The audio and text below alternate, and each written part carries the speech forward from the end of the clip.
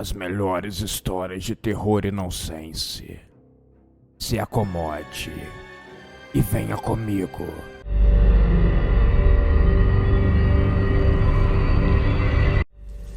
Em uma noite chuvosa, enquanto lutava contra uma insônia terrível, o Sr. Oliveira ouviu um barulho estranho vindo do quarto ao lado. No primeiro momento, ele pensou que fosse uma continuação do seu sono, mas o som persistiu, aumentando de intensidade a cada instante. Era um som de algo rangendo e batendo no chão. Depois, fez um barulho característico de algo se arrastando pelo chão. Intrigado e tomado pelo medo, o Sr. Oliveira se levantou da cama, pegou a sua muleta e mancou até o quarto ao lado. Ao abrir a porta, a cena que presenciou o gelou até a alma. Quase o fez perder o equilíbrio e cair para trás. Lá estava sua perna amputada, flutuando no ar a alguns centímetros do chão. Sr. Oliveira, alguns anos antes, havia perdido a perna devido a um câncer no osso do joelho. Algo terrível para quem na adolescência e no começo da fase adulta havia sido um atleta de elite, corredor nato. A sua perna estava emanando uma luz fantasmagórica verde. Ela se contorcia e se dobrava como se estivesse sofrendo, emitindo sons agudos e dolorosos. Um lamento silencioso, um sentimento de perda. O Sr. Oliveira caiu no chão colocando as mãos na cabeça, horrorizado. A perna fantasma se aproximou dele. O joelho estava de fora, exibindo seu osso branco, que brilhava na escuridão. A perna fantasma se encaixou no lugar do cotoco, aonde ela nunca deveria ter saído. O Sr. Oliveira chorou profundamente, enquanto babava com a cabeça em cima do seu travesseiro.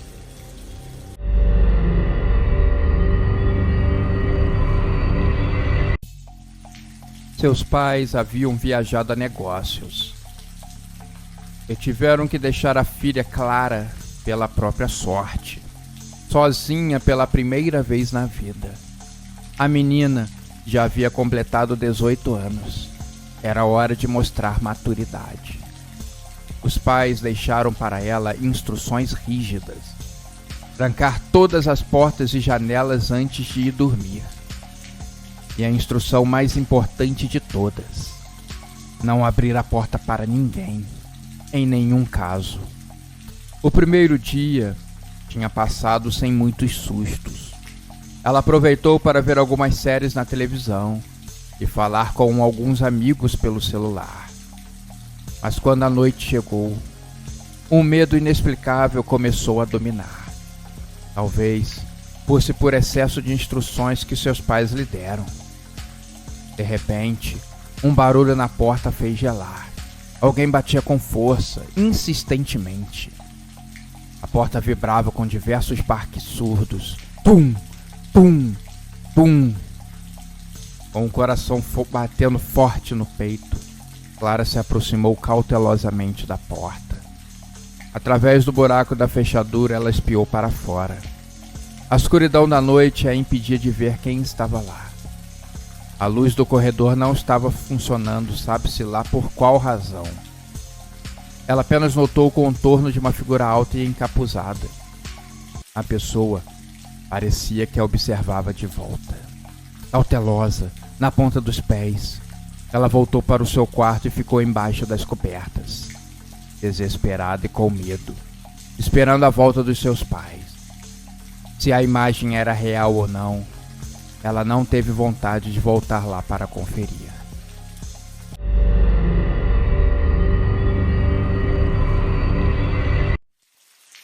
Uma loja misteriosa chamou a atenção da pequena cidade por um tempo.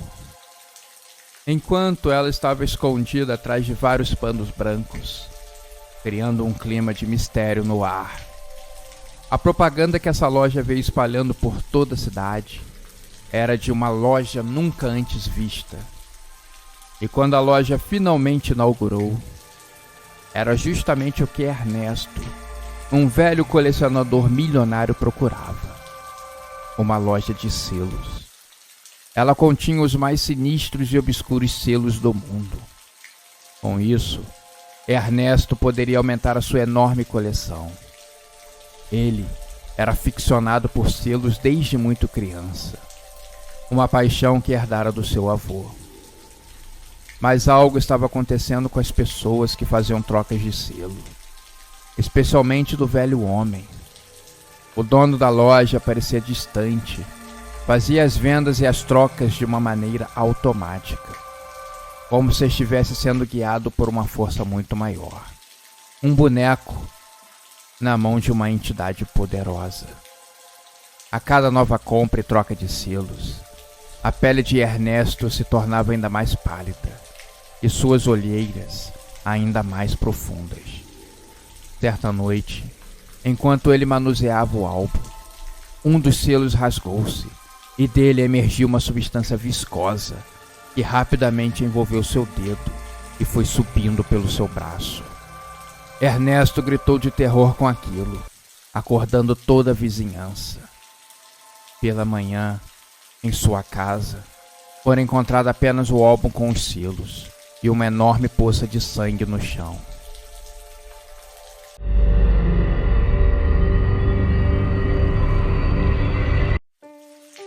O letreiro do grande teatro central anunciava com luzes brilhantes a atração mais aguardada da cidade. O evento mais aclamado pela mídia especializada. O famoso Lago dos Cisnes. E assim, 2 dias antes da estreia do evento super esperado, e que prometia fama e a glória aos artistas, uma bailarina que deveria fazer parte do grupo havia sido cortada, devido ao seu problema de idade. Os produtores achavam que poderia ser um problema a longo prazo, já que a peça ficaria em cartaz por alguns meses. Ela tinha saído do ensaio chorando muito e prometendo que se vingaria. No dia da inauguração, o teatro estava lotado. Muitos fotógrafos e pessoas importantes do meio artístico estavam presentes. Quando as cortinas vieram abaixo, ao invés dos aplausos da plateia, murmúrios e palavras de pessoas que não estavam entendendo nada. A bailarina que havia sido demitida estava morta no palco, com os pulsos cortados. Uma verdadeira tragédia. O que deveria ser uma noite de gala e de muita dança, por uma noite de lamento e dor. Os fotógrafos tiveram muitas fotos para tirar. A bailarina foi enterrada no cemitério da cidade. A sua lenda começou a surgir, ainda mais inflamada com os relatos de pessoas que trabalhavam no teatro, de zeladores aos artistas, todos dizendo que a bailarina aparecia de noite, fazendo barulho e derrubando objetos, arranhando paredes e fazendo lâmpadas estourarem. Os sussurros mais ouvidos eram: "Eu vou me vingar. Eu vou me vingar."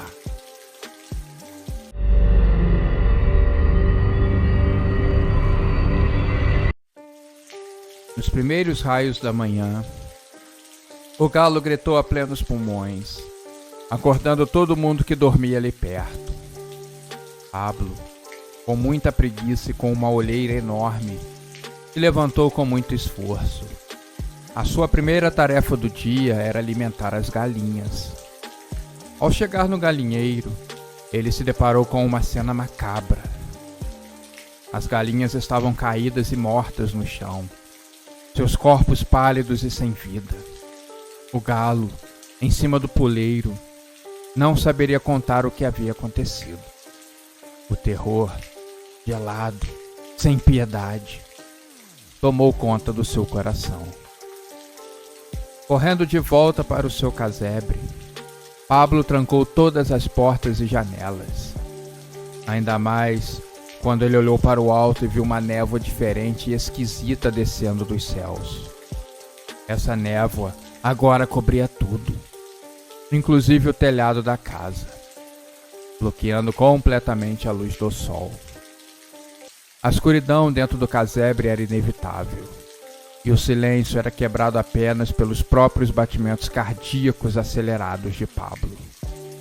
E da névoa surgiram duas figuras escuras e indefinidas. Seus olhos brilhavam com uma luz sinistra, e seus movimentos eram lentos e ameaçadores. Pablo tentou correr pela sua vida, mas algo o impediu. E a última coisa que ele viu foi uma mão pálida e toda enrugada, como se a criatura tivesse milênios de anos de vida, se estendendo para ele. Em poucos segundos, a escuridão o tomou por completo.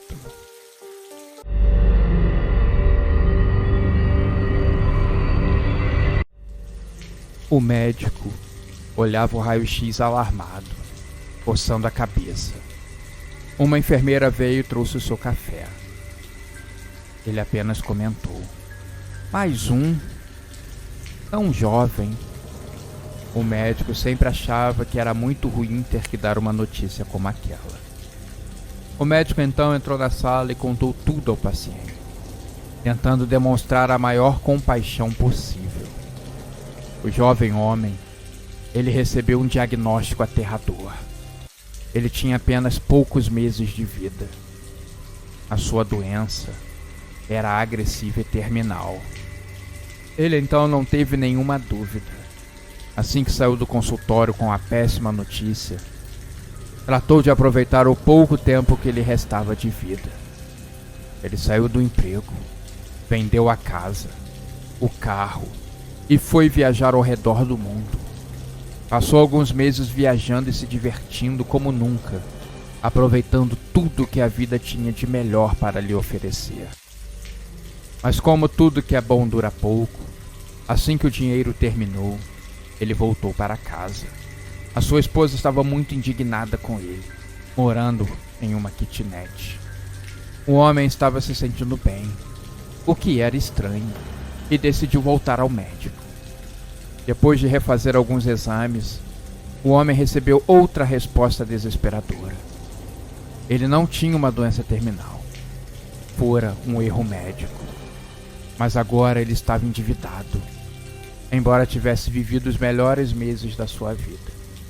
Sua esposa, desesperada pelo fim do dinheiro e ele estarem passando por diversas dificuldades, matou seu marido enquanto ele dormia.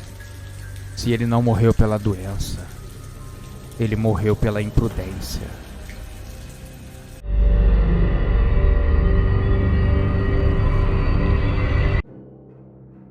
O futebol naquele lugar era considerado sagrado. Os times passavam o ano inteiro treinando para o torneio que acontecia em uma data muito especial para eles. O feriado era conhecido como Celebração da Vida. Então, todos os anos, os times eram apresentados e as regras relembradas para todos ouvirem e concordarem. O time que se saísse vencedor teria que sacrificar aos deuses um jogador do time perdedor. Simples assim. O jogador era escolhido de forma aleatória. Os jogadores não tinham medo, apenas receio de não darem o seu melhor em campo. O resultado era apenas consequência. O intuito era de acalmar os deuses. Um pequeno sacrifício para impedir um ainda maior. As partidas costumavam ser acirradas. Todos os jogadores literalmente davam a vida a cada chute dividida. Não aliviavam nada, afinal, suas vidas estavam em jogo e um passe errado poderia ser fatal. Essas celebrações ocorrem há décadas na região, mas os deuses falaram hoje com os juízes que eles queriam mudar as regras, e isso aconteceu poucos minutos antes da partida começar. Os deuses agora queriam todos os jogadores do time perdedor. E a partida então se estendeu por horas, acabando com todos os jogadores caídos, extenuados no chão, sem conseguirem se levantar. Os deuses concluíram que o jogo terminou em um empate, levando assim a vida de cada um dos jogadores que estiveram em campo. A celebração da vida Aquela data também marcou a celebração da morte.